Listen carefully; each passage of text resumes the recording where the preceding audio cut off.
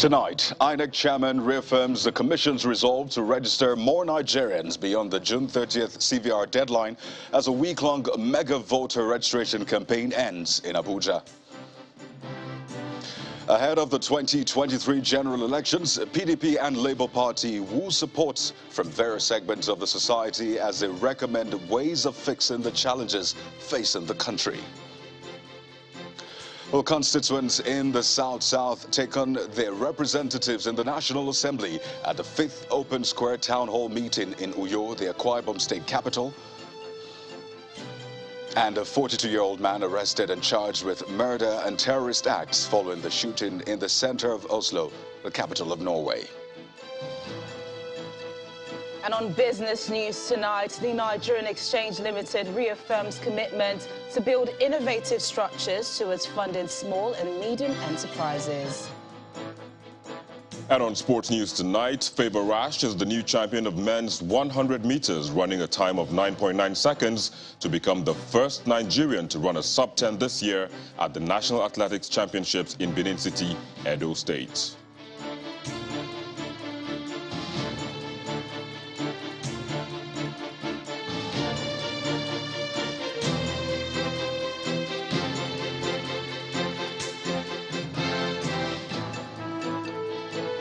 Your votes will count in 2023. That's the affirmation from the chairman of the Independent National Electoral Commission, INEC, Professor Mahmood Yakubu, to a large crowd of young people in Abuja earlier today. Professor Yakubu also gave assurances that the commission will extend the ongoing voter registration beyond June the 30th, as it had earlier planned. He was speaking at the week-long mega voter registration campaign organized by INEC, the European Union, YAGA Africa, and some other civil society organizations, which came to a close today in the nation's capital, with over 14,000 persons added to the voter register. If you are ready to move to the next dispensation, where you know your PVC is your power, make some noise! This is not just an ordinary music concert. It is one with a special purpose, and that is the forthcoming 2023 general elections. Unlike similar musical concerts, the message here is clear, and it resonates with the central objective of organizing this event, which is to mobilize young people to register and vote in all forthcoming elections. Go out!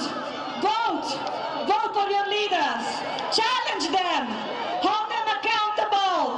And stand for your values! Don't sell your vote! Lazy youth don't get up like this. Since this special voter registration campaign started on Monday, the organizers say over 14,000 persons have been registered, just as the electoral umpire promises to extend the timeline beyond the end of June. From Monday to yesterday, Friday, and we're still registering today. But in 5 days, we registered over 14,000 Nigerians in this place alone. When will this registration end? Is it going to end on the 30th of June?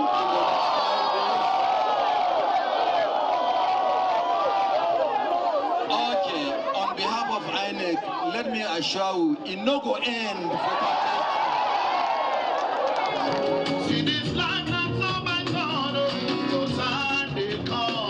The voter registration special campaign in Abuja started on Monday, and with the over 14,000 voters added to the register here, the organizers hope that the permanent voter cards will be collected when they are produced. I want to assure you that the PVCs will be ready for collection latest October this year, long before the election. What next is, first, if people have registered, we expect INEC will make the PVCs ready, and INEC has announced that in the next 3 or 4 months, the PVCs will be ready.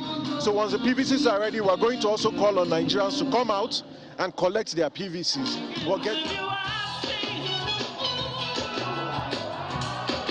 Over 18 million people registered to vote in the 2019 general elections, with young people accounting for over 50% of that population. If these young people make good their promise, figures for the 2023 general elections will be a significant escalation from that of 2019. Vice presidential candidate of the People's Democratic Party, PDP, and Delta State Governor Ifeanyi Okowa is asking Nigerian youths to embrace the PDP as a sure way to rescue Nigeria from its current state.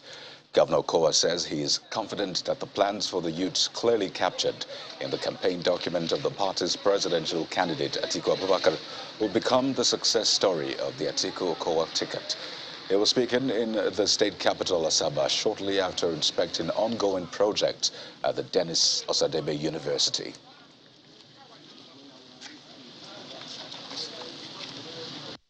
For the youth of Nigeria, I want to truly encourage them to embrace the PDP.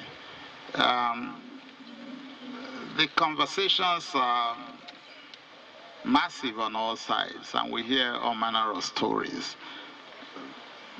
There may be different pathways to a success story for this nation, but I believe that the success story going forth from May 29, 2023 is to vote the Atiku Okowa ticket. I believe so, and for our youths. Here in Delta State, without talking about us first, without even going to my principal yet, I believe that we have tended to focus our attention a lot on our youth and our women, because they are very, very important in this nation. We need to build confidence in them that they can stand on their own and do well. And this, we believe, we're going to export to the larger Nigerian nation. And reading through a document, Atiku's document, My Covenant with Nigerians, is clearly captured there. And I was very excited when I was reading the document, because he distributed it on the day he received his certificate from the party as their candidate. And I can see that the programs that we're running for our youth is clearly captured in his Human Capital Development Program in that document. Most of the others are just busy talking. They don't even have a working document. They're just talking, talking just to impress people. That is not the Nigeria that we need today. You must tell us where we are, what you intend to do, not just continue to tell us what the challenges are. For the presidential candidate of the Labour Party, Mr. Peter Obi, governance in Nigeria must take a different shade against the backdrop of insecurity, poverty, unemployment, and rising debt portfolio, among other challenges the country is faced with.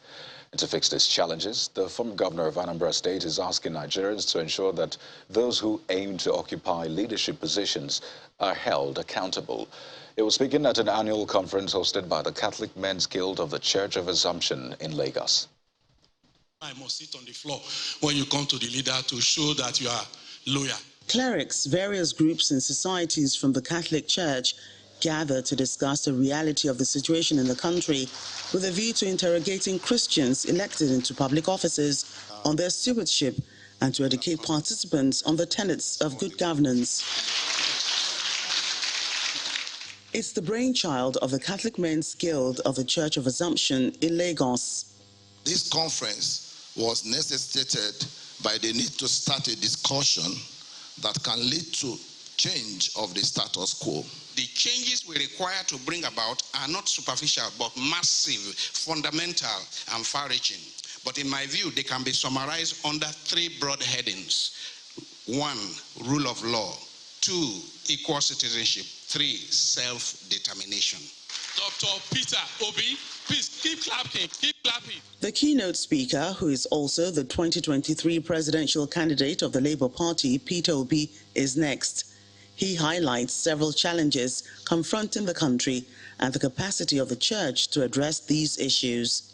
You have more people living in poverty than the two biggest countries of the world combined.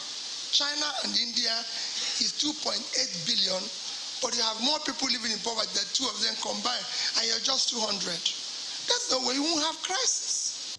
He goes on to recommend dialogue and proper scrutiny of public office holders to fix the country's numerous problems. it is time for all of us to decide that we must have a country, that we must take back our country. And that will start from recruitment process. Today, we have people who want to be president. We have people who want to be governors, who wants to be senators, who wants to be everything. It is time to start scrutinizing. At this gathering, the clamor for good governance resonates as other speakers harp on the role of the church in achieving this. We need to create an institution whereby if somebody wants to run, or even when he has won, we have seminars for them, train them, let them appreciate what they are doing, and also monitor what they are doing. This question has full focus on fiscal discipline. The event rounds off with a question and answer session, stirring a collective desire among participants ahead of the 2023 general elections, another defining moment to change the country's history. Staying with politics, former President Olusegun Obasanjo has condemned what he terms the current money-bag politics and recycling of old politicians in leadership positions. Chief Obasanjo, who also expressed regret over his choice of deputy in the run-up to the 1999 general elections, says a new kind of leadership is needed to move the country forward. He was speaking in Abeokuta, the Ogun State capital, while mentoring some selected school students on leadership and entrepreneurship. One thing that has happened to me is that God has never disappointed me. And that is very important. For instance, one of the mistakes I made was picking a number 2 when I was going to become president. But because it is a genuine mistake, God saved me out of it. You can say that. Some people thought it was a mistake for me to go into the army. Could have been a mistake. Or when Abacha wanted to arrest me, I was told by the American ambassador that they will arrest me, and America has heard that I should be given an asylum. I said, no, come home. It could have been a mistake because I could have lost my life. So, yes, I would say there are many things that could have been a mistake, but God saved me from them all. Outside Nigeria, the University of Lincoln has barred former Deputy Senate President Ike Ekweremadu from undertaking any further duties as a visiting professor after he was accused of trafficking a 15-year-old boy to the United Kingdom for organ harvesting. Senator Ekweremadu and his wife Beatrice are currently detained in the United Kingdom over the charges ahead of a court appearance on July the 7th. They have both denied the trafficking charges. He had been a visiting professor of corporate and international linkages at the University of Lincoln. But according to a spokesperson who spoke to British tabloid Daily Mail, the university has stopped him from acting in any official capacity. The university says it is deeply concerned about the nature of the allegations leveled against Senator Ekweremadu, but he will not be undertaking any duties as visiting professor at Lincoln while the matter is under investigation.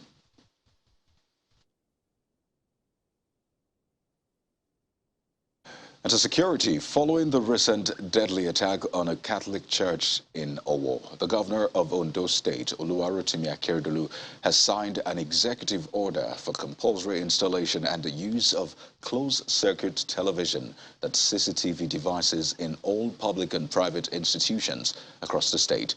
Governor Akeredolu, in a statement, explains that the order became imperative in view of the increasing rate of insecurity in the country and the need to ensure security of lives and property in all public and private institutions, as well as centers across the state. The executive order is to be enforced at all places of worship, financial institutions, event centers, supermarkets and educational institutions, hotels and motels, guest houses, clinics, health centers, recreation and vehicular parks, as well as other places regularly used by the public. In part 2, after the break, Constituents in South-South states take on their representatives at the National Assembly at the 5th Open Square Town Hall meeting in Uyo, the Akwa Ibom state capital. That's in a moment. Stay.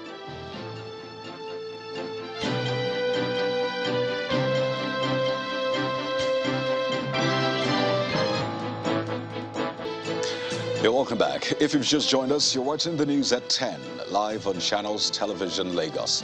A reminder of our top stories. INEC chairman reaffirms the commission's resolve to register more Nigerians beyond the June 30th deadline as a week-long mega voter registration campaign ends in Abuja. Ahead of the 2023 general elections, PDP and Labour Party will support from various segments of the society as they recommend ways of fixing the challenges facing the country. Constituents in South-South states take on their representatives at the National Assembly at the 5th Open Square Town Hall meeting in Uyo, the Akwa Ibom state capital. And a 42-year-old man arrested and charged with murder and terrorist acts following the shooting in the center of Oslo, the capital of Norway.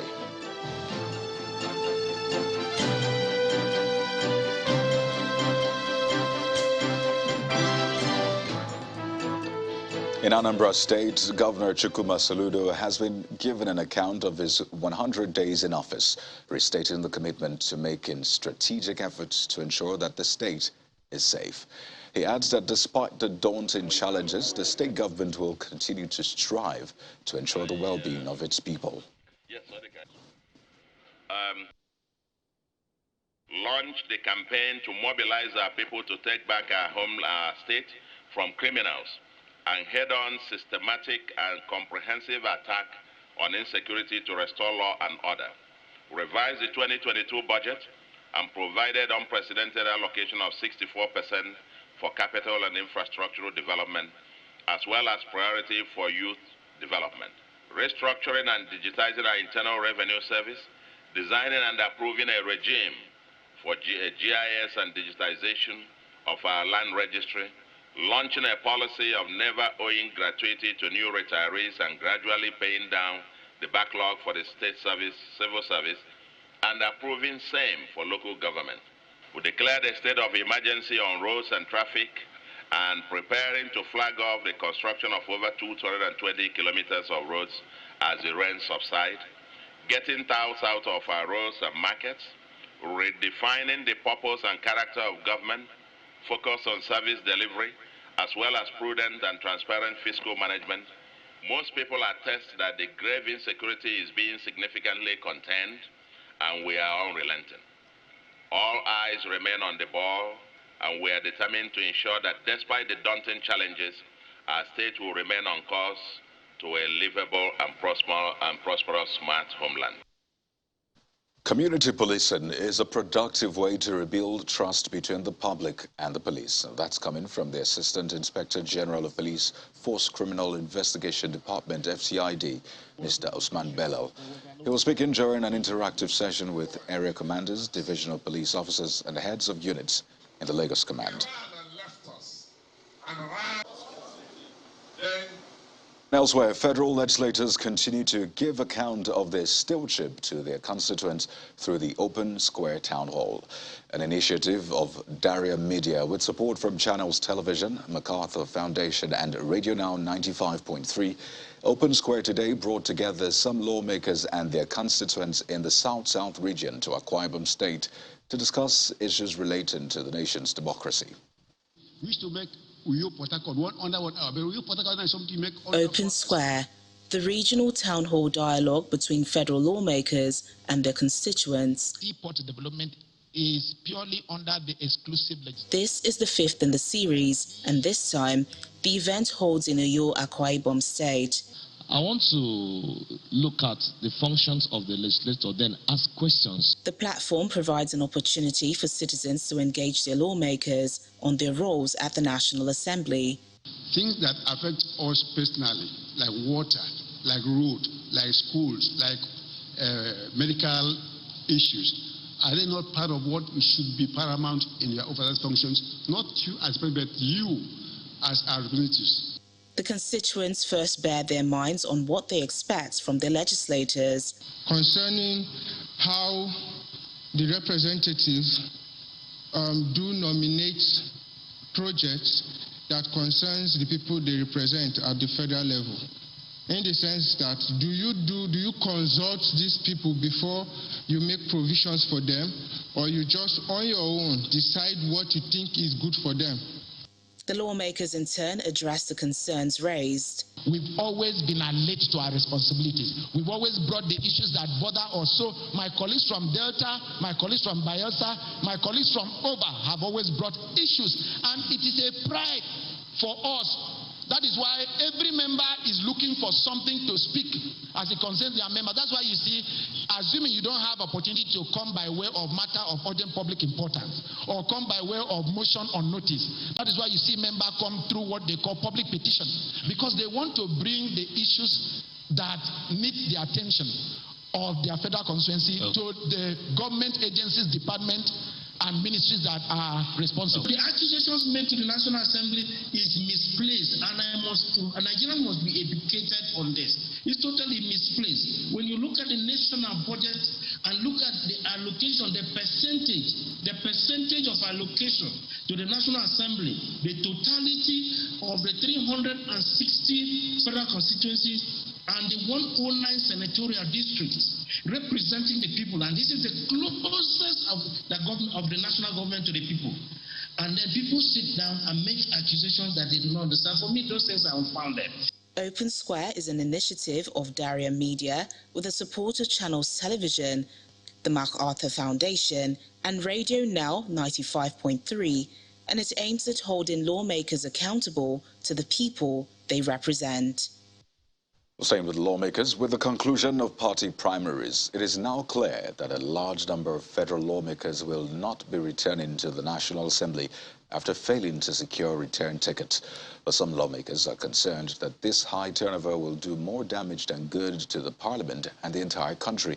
But members of the civil society disagree. In this special report, our National Assembly correspondent Terry Kumi takes a look at the changing colors of the National Assembly.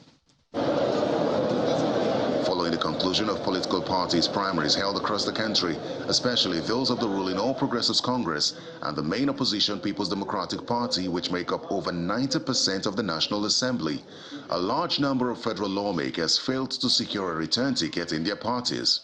This they attribute to the mode of primaries chosen by the party after the National Assembly rescinded its decision to make direct primaries compulsory for political parties, following the president's refusal to sign the Electoral Act Amendment Bill on that basis, and also shot themselves on the foot when they excluded statutory delegates from party congresses and conventions. For what happened in my primaries is the fact that we had to do primaries with adult delegates, which does not know us. Most of them are not even party members. They were just picked from people that are not working because of the provision of Section 8412, so that the people that are not working, people that have no allegiance to any government. The party at the national level gave their powers and so on to the governors. The governor dictated who are the delegates, they dictated who delegates should vote for. It's not as if there's any independence. So it's the party system that makes that turnover. Unfortunately, it's the country as a whole that's going to be losing. However, the expected high turnover of lawmakers is not entirely due to their failure to secure tickets. For some, it was simply time to step aside for someone else. I chose not to contest. I am not returning by the grace of God because I've done 3 consecutive terms and I think I have some other plans how to spend my time. For others, it was based on their decision to shoot for another office, like the Deputy Senate President, who is the candidate of the APC for the Delta State governorship race. Some members of the House of Representatives had also chosen to run for governor in their respective states, Onofiok Luke for Akwa Ibom State and Abdurazak Namdas for Adamawa State, among others. Some high-ranking lawmakers, as well as some principal officers of both chambers, were also affected. The Deputy Minority Leader of the House of Representatives, Mr. Tobi Okechukwu, and the Senate Majority Leader, Mr. Abdullahi Yahaya, are among the casualties. The Minority Leader of the Senate, Mr. Enyinaya Baribe, has opted to seek re-election in the All Progressives Grand Alliance after leaving the PDP, following his inability to secure the party's governorship ticket for Abia State. and the bill is also passed. The Senate president has a peculiar case. He had chosen to contest for the APC presidential ticket.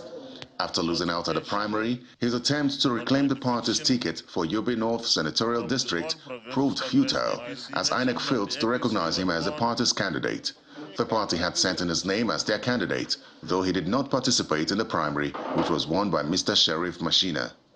An estimated 70% of federal lawmakers are not expected to return, and that number may further drop after the conduct of the elections in 2023. Lawmakers are concerned that this would have a huge implication for the country. The impact of a lot of legislators not coming back is going to be severe on legislative business, especially in the 10th Assembly, because in every issue, experience matters. It's going to draw back Parliament. I think that the more old members, the better for any Parliament anywhere in the world. This position is, however, not shared by a member of the civil society. I think that if you don't do well, why would you be given another chance? And come to think of it, it is not their birthright, to retain in the National Assembly. Democracy and the citizens will choose who they believe should lead them. I think rather if we invest more in the electorate and the citizens that go to cast their ballot, probably we would get very fine hands that come and legislate the affairs of Nigeria. Some would say that lawmakers had the powers to solve what they considered to be a problem, which they had foreseen, but lacked the boldness to do so when the president rejected their proposals. Regardless of who ends up at the National Assembly in 2023, the average Nigerian's concern is that the business of lawmaking, representation and oversight must come first before their political ambitions. Terry Ikumi, Channels Television News. President Muhammadu Buhari has applauded Nigerian youths excelling at home and abroad, saying the country will welcome input and investment from compatriots with international exposure for the economy to thrive. The president said this at a town hall meeting with Nigerians in the diaspora on the sidelines of the 26th Commonwealth Heads of Government meeting holding in Kigali, Rwanda. According to him, our government is determined to work with Nigerians both at home and abroad to develop our economy and create a nation that is productive. He noted that with the establishment of the Nigerians in Diaspora Commission, Nigerians abroad can now seamlessly contribute their quota to national development, especially in the areas of investment in the economy. Well, speaking of the economy, with the renewed interests by citizens in the leadership recruitment process ahead of the 2023 general elections, economists seem more concerned about the strategies that politicians are proposing to steer the affairs of the country. They are of the view that the electorate should prioritize the capacity of the individuals to tackle the challenges over other factors in the next administration. Our business correspondent, John Mekwa, highlights some of these economic concerns on the front burner. International institutions have been raising concerns on the health of Nigeria's economy, from the International Monetary Fund to the World Bank, where Nigeria's debt stock has made headlines. Data from the Debt Management Office shows that Nigeria has spent 3.83 trillion naira on debt servicing in 15 months. The rising debt is worrisome, very worrisome, in the sense that we are just servicing the debt, and we use this so-called ratio of jet GDP ratio. And because we are within the benchmark, we can still borrow. But I always argued, GDP does not pay debt. Revenue pays debt, okay? Nigeria's debt service to revenue ratio, which was at 81.1% in 2020, has increased to 96% in 2021.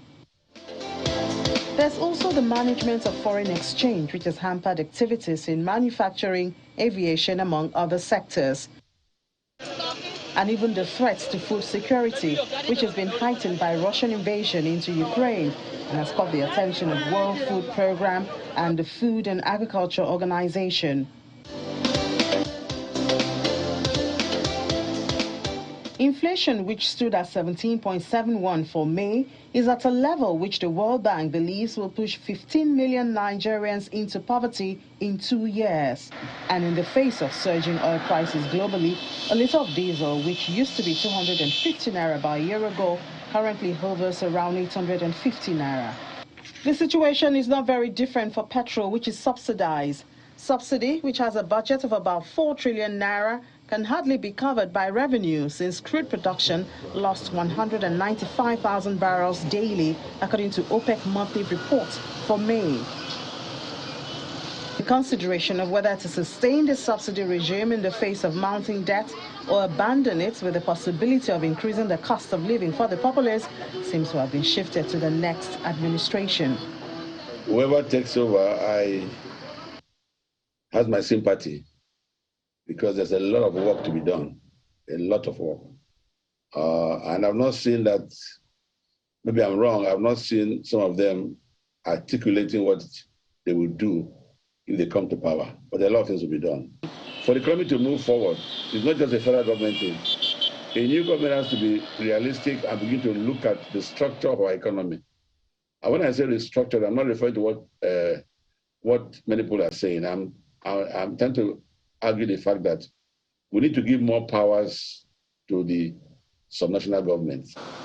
Manufacturers also have their list of requests. I think we got it to that level that we need to sign a contract with whoever is going to be our president. It's about milestone. This year, I will achieve this. This year, I will achieve this. And what are those things that I need to put in place for that achievement? That's what we need. That's what has been lacking. That's what has been lacking. Please ask it, all of them, SOPI, this and that. Which one has actually achieved the aim for which it has been set up? These telltale signs may, however, have reawakened the desire and determination of many Nigerians, especially the youth, who've shown interest in getting their PVCs. I want to vote for a new leader. We need a new government. We need a change. I am tired of this stress the whole Nigeria is doing, so I need a new change. We need a new government. But economists are asking that attention be given to the quality and ability of individuals who will be placed at the helm of affairs in the country. So the next government, whoever is coming in as president or the next administration coming in, they need to focus on discipline fiscally, fiscal sustainability. The responsibility now lies with Nigerians to vote based on perceived capability to handle the urgent needs, which, if ignored, could increase the poverty figure and disrupt economic growth. Amy John Mekwa, Channels Television News. And to infrastructure, at least 1.5 million households in Rivers State are projected to benefit from uninterrupted supply of safe drinking water by May next year, as the state government pushes harder to close a gap on safe water supply. The upgrade and building of the new water infrastructure is being executed with a $200 million loan facility from the African Development Bank. Construction of this nature in Nigeria can easily pass off as activities of telecoms companies or oil companies linking up trunk lines. However, this one in Rivers State is not one of such activities, but a renewed effort by the government to reticulate safe drinking water to urban residents of Obiakpo and Port Harcourt local government areas.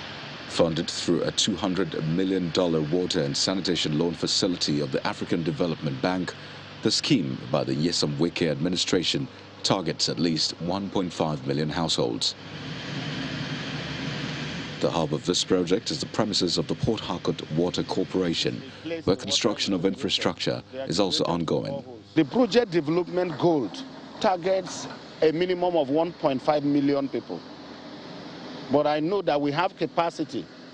The project has the capacity to serve water to up to 3.5 million people. Nearly 500 kilometers of pipeline are to be installed, with old infrastructure revamped and new substations built at strategic locations. The project is designed to yield huge return on investment for its maintenance and repayment of the $200 million loan in 25 years. Everybody in Port Harcourt local government and Obiakpo local government understands that water is supposed to be paid for. They are aware of water rates since the colonial era till now. Upon completion, we will regulate a lot of things. One is that there will be metering. Now, when you meter the consumption, people will go to read the meter. People will be employed. We're anticipating that this facility will create over 3,000 job opportunities for our people. Paying a token for safe and stable water supply will not be a problem. Most of the houses, as you can see for now, I can say that almost all the compounds have borehole, you get. So this can serve maybe for the very few who can really afford borehole in their compounds. The expectation is that before the end of the Nyesom Wike administration in May next year, households in Port Harcourt and Obiakpo should have access to safe drinking water in line with the Sustainable Development Goal 6, which focuses on ensuring a clean and stable water supply and effective water sanitation for all by the year 2030. To the supply of a different kind of liquid, motorists in the nation's capital, Abuja, are expressing worry over the lingering long queues of vehicles at petrol stations across the city. For months now, there has been scarcity of premium motor spirit, also known as petrol, in the FCT, with only few stations selling the product. Long queues at filling stations are becoming a common sight in the Federal Capital Territory as scarcity of petrol persists.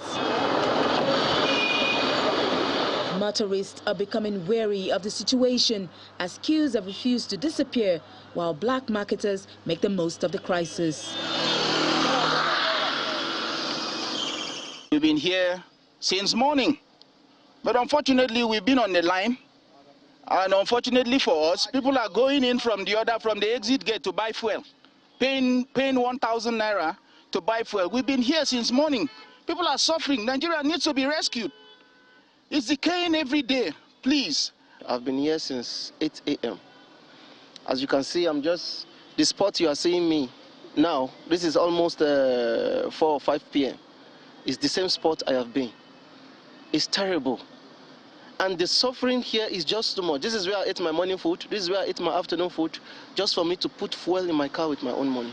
I will urge all Nigerians, especially well-meaning Nigerians that love this country, to make sure they come out to vote 2023 to avoid this kind of happenings from repeating itself. While there is no official statement on what could be responsible for the situation, the Natural Oil and Gas Suppliers Association of Nigeria gives an insight into what could be responsible. It's the same problem that we're facing, fuel. You can't buy fuel at how much? Crude oil today is at $135 per barrel. The landing cost of fuel, if you hear it, you run, and you're selling at $165. So definitely don't expect any money. Don't expect money to remain there. That's the truth. We have to say the truth. The refineries, 4 refineries, are under repairs. And that will not happen this year. I'm talking about something now, just temporary, pending when the refineries are fixed. If you continue waiting for that refinery to come up on stream, for you to do full due regulations, people will trek. According to the weekly PMS evacuation report, the Nigerian National Petroleum Company Limited evacuated 419.07 million litres of fuel between June the 13th and 19th, 2022. The company is launching Operation White, a task force to ensure transparency and accountability of petroleum product supply and distribution. Meanwhile, in Lagos State, the situation is different, as the queues seem to have disappeared in some of the stations visited within the city. The display on the pumps indicating the price shows 165 naira per litre as approved by the federal government.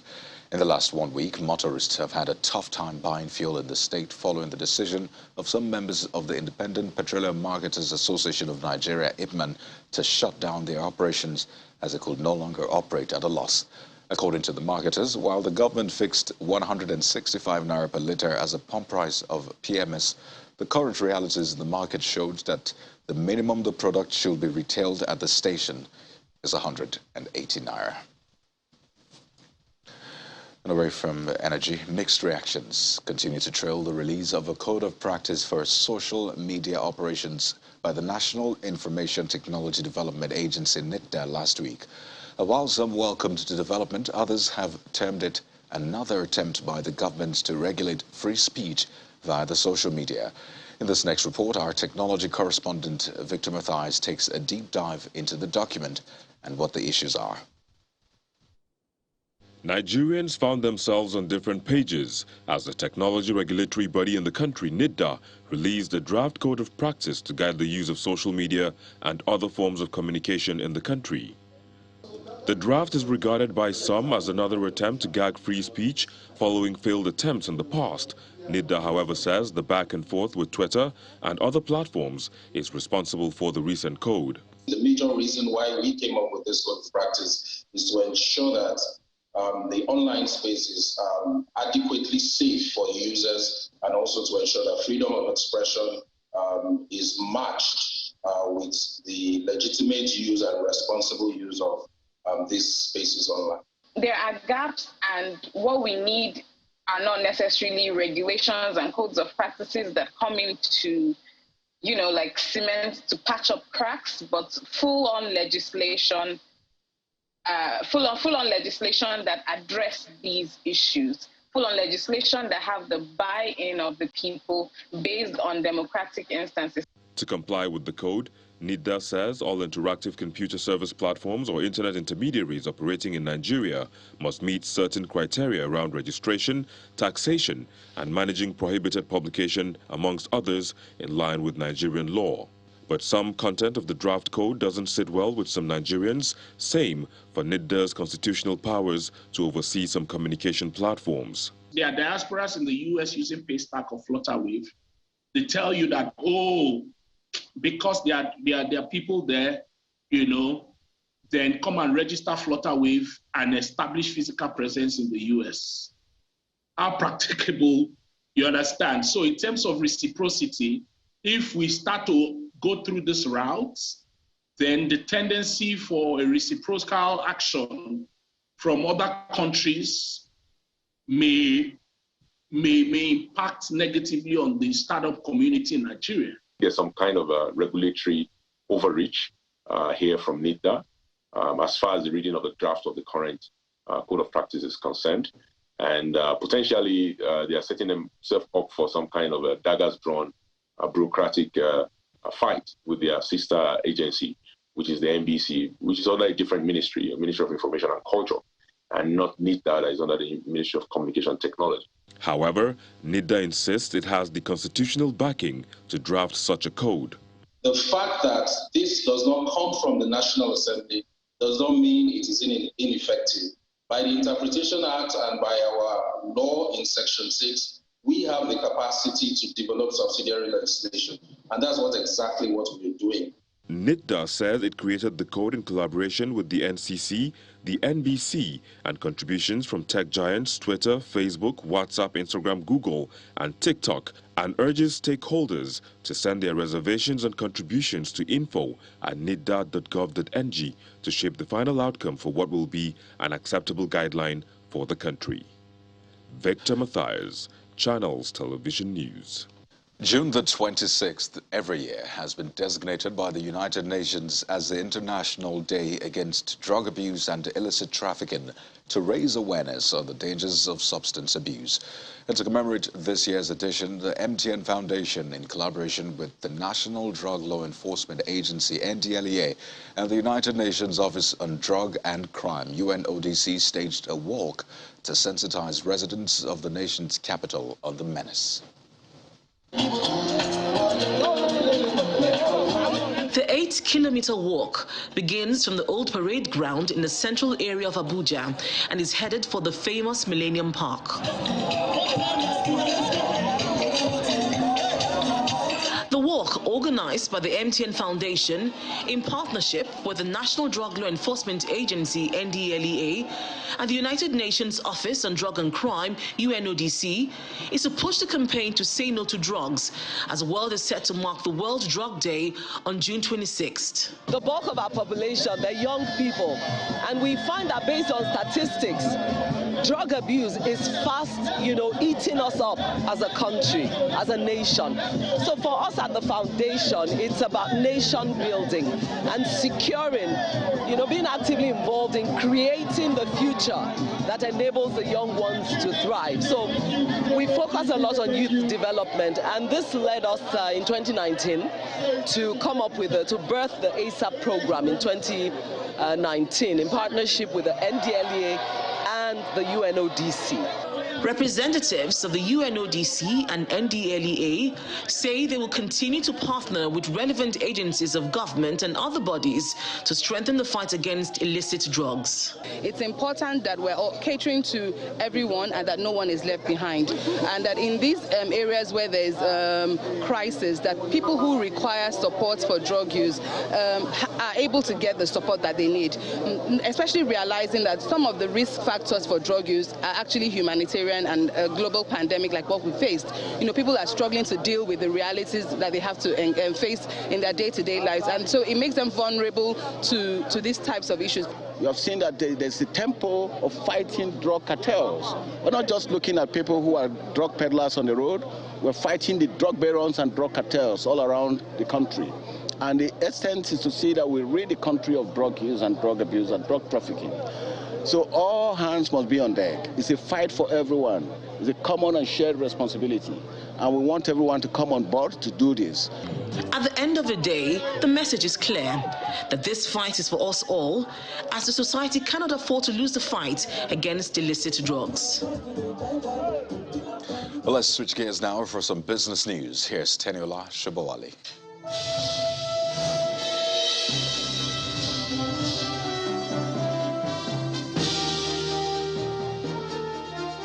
Thanks a lot, Kayode. Welcome to Business News.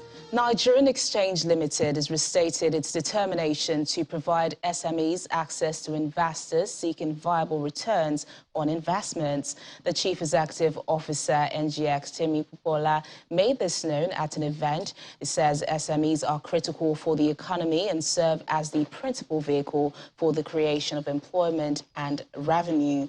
Mr. Popola says the launch of the NGX Growth Board in 2019 is in keeping with this commitment, adding that the exchange was also working to establish a technology board which will connect technology companies with an extensive pool of investors.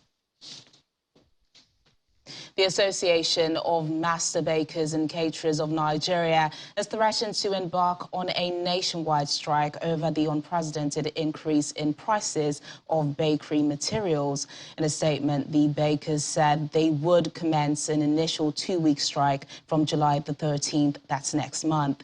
The association says the high cost of flour, sugar and other materials has pushed many bakers to the brink. The bakers also revealed that attempts to get government intervention in the matter had proven abortive.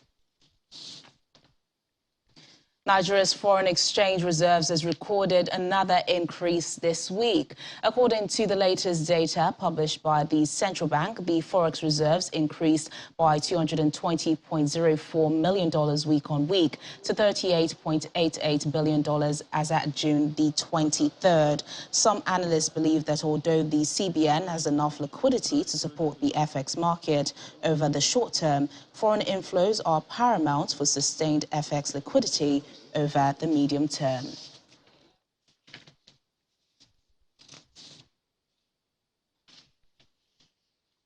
And at the equities market, losses recorded in the shares of heavyweight cement companies Dangote Cement and Boa Cement on the first trading day of the week offset the cumulative gains of 1.9% week to date. This led the local bourse to suffer its second consecutive weekly loss. As a result, the all-share index declined slightly by 0.14% week on week to close at 51,705.61 points. Profit-taking activities in Boa Cement, Dangote Cement, Nigerian breweries and Lafarge led the weekly loss. However, activity levels were stronger than the prior week as trading volume and value increased by 19.1% and 19.2% week on week. Analyzing by sectors, the consumer goods, industrial goods and insurance indexes declined, while the banking and oil and gas indexes advanced. Nigerian Aviation Handling Company topped the gainers chart for the week, while CWG PLC led the decliners. The trio of FCMB, UBA and Owando contributed 36.39% and 14.66% to the total volume and value traded in the week. Meanwhile, the NASD OTC Securities Exchange Index closed the week on a positive note. The NASD Securities Index rose by 0.5%, with investors gaining about 1 billion naira.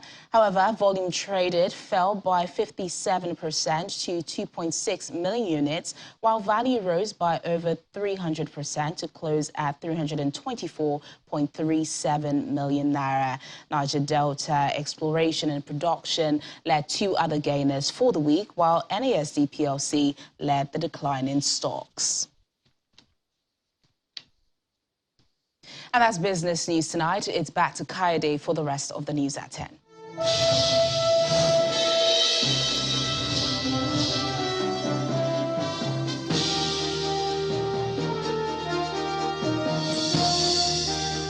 Thank you, Teniola. Sports news is next with Victor Matthias.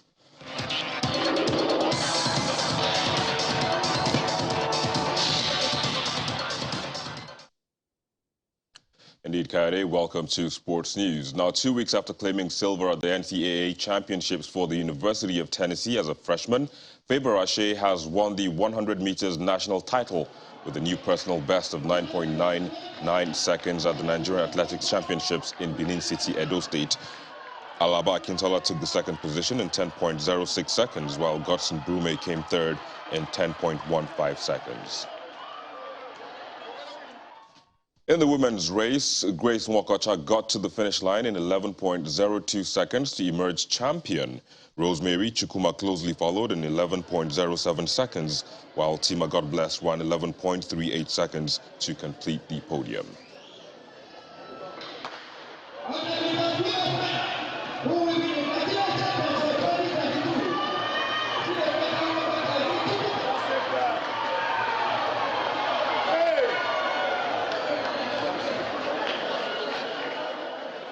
Meanwhile, Nigeria's brightest medal hope, Tobiloba Amuson, continues her reign as the queen of hurdles, finishing in a time of 12.54 seconds in the women's 100 meters hurdles to set a championship record.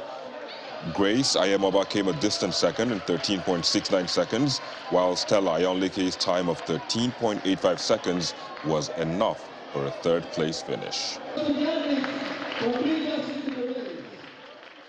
Now, Bayelsa State Governor Doyediri is advocating for more private companies to key into the success recorded by the Nigeria Women's Football League last season and sponsored the league.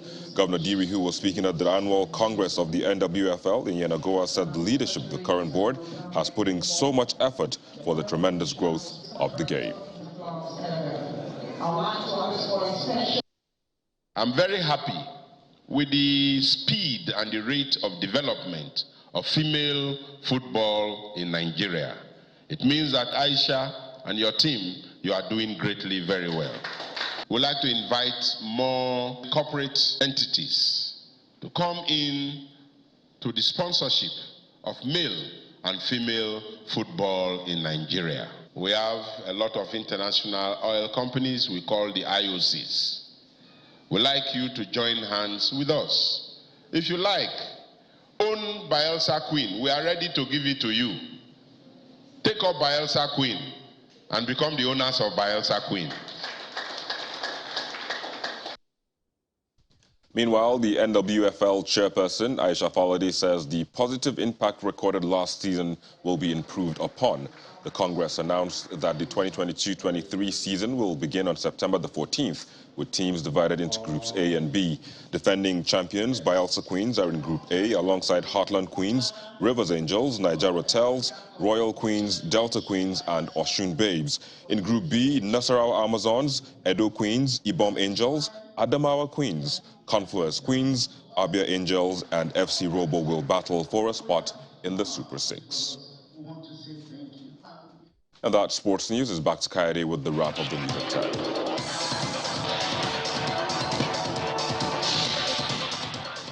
Thank you, Victor. Outside Nigeria, a 42-year-old man has been arrested and charged with murder, attempted murder, and terrorist act after a shooting in the center of Norway's capital, Oslo. 2 people were killed and 21 injured, 10 of them seriously in a busy nightlife district. Police say they consider the attack an act of extreme Islamist terrorism. The gunman, a Norwegian citizen of Iranian origin, was previously known to security services since 2015 as a suspected radicalized Islamist and had a history of mental illness. The terror alert level in Norway has now been raised to its highest level, though the country's PST intelligence service says there is no indication that further attacks are likely. The Russian forces are now in control of the battered city of Donetsk in eastern Ukraine. The mayor of the city, Alexander Stroik, says the Ukrainian military has retreated to more prepared positions. Weeks of heavy Russian shelling have reduced the city mostly to ruins. Many civilians have been sheltering at the vast Azot chemical plant, but Mr. Stroik says the only way out now is via Russian-held territory.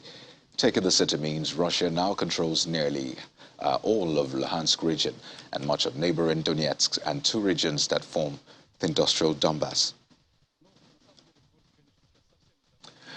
And the main news again. INEC chairman Professor Mahmoud Yakubu today reaffirmed the Commission's resolve to register more Nigerians beyond the June 30th deadline.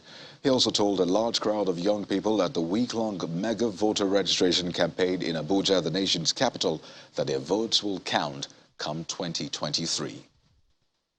Also today, we told you that constituents in the South-South engaged their representatives at the National Assembly at the 5th Open Square Town Hall meeting held in Uyo, the Akwa Ibom state capital.